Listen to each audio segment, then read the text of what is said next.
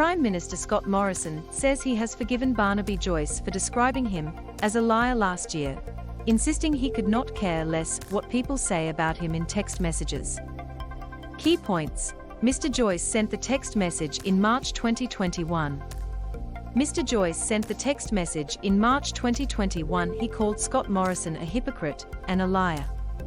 He called Scott Morrison a hypocrite and a liar. Mr. Morrison says he will not be distracted by the text messages. Senior cabinet figures admit it has been a bruising week for the government, with a separate leaked message reportedly from an unnamed minister describing the Prime Minister as a horrible person and a complete psycho. Labour has continued to use the leaked message to attack the Prime Minister's character, with frontbencher Jim Chalmers saying, "The people who know Scott Morrison the most trust him the least." Mr. Joyce sent the text message to former Liberal staffer Brittany Higgins through a third party in March 2021.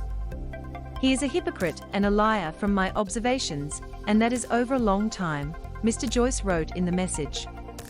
"I have never trusted him, and I dislike how he earnestly rearranges the truth to a lie." Jim Chalmers says the scandal proves the government is not focused on challenges in aged care and managing the pandemic. ABC News, David Sayasai. Mr. Morrison responds. On Sunday, Mr. Morrison said he would not be distracted by the text messages. "What people send around in text messages I frankly could not care less about," Mr. Morrison said. "Australians are far more interested in their jobs and their lives than what people are sending in text messages to each other." Mr. Chalmers also argued the scandal proved the government was not entirely focused on challenges in the aged care sector and the pandemic. "The fact that this government is a smouldering ruin of disunity, dysfunction and division means the real issues that Australians care about are not getting a look in," Mr. Chalmers said. When asked why voters should believe he was not a liar when the Deputy Prime Minister had concluded that he was, Mr. Morrison said Mr. Joyce had since changed his mind. "A Prime Minister and a Deputy Prime Minister work very closely together, and his observations of me and that relationship has completely transformed the view that he had as a backbencher at a time when his head was in a very different place," Mr. Morrison said.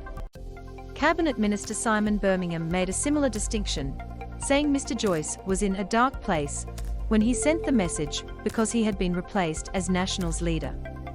He was bitter about the fact he had lost his position in the ministry and was blaming lots of people, Senator Birmingham told Channel 9. Space to play or pause, M to mute, left and right arrows to seek, up and down arrows for volume. Watch duration, 3 minutes 53 seconds. 3 minutes and 53 seconds. Deputy PM Barnaby Joyce apologizes for sending text messages calling Scott Morrison a liar.